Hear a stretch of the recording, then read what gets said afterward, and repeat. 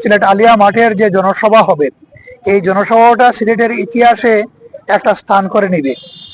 ইতিমধ্যে আপনারা দেখছেন আমাদের মঞ্চ তৈরি হয়ে রেডি আছে এবং সেখানে চতুর্দিকে আলোকসজ্জা এবং সাজানো হয়েছে।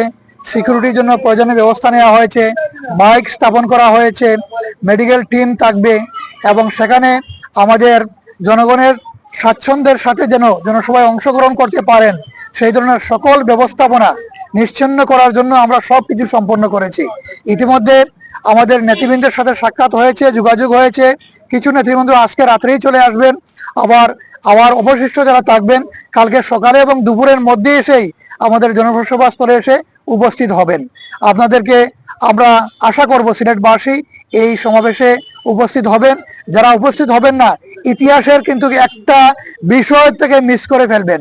অতএব ইসলামিক দলের সমন্বয়ে এই যে ঐক্যটা হয়েছে, সেই ঐক্যটা একটা ঐতিহাসিক ঐক্য এবং এটা একটা যুগান্তকারী ঐক্য।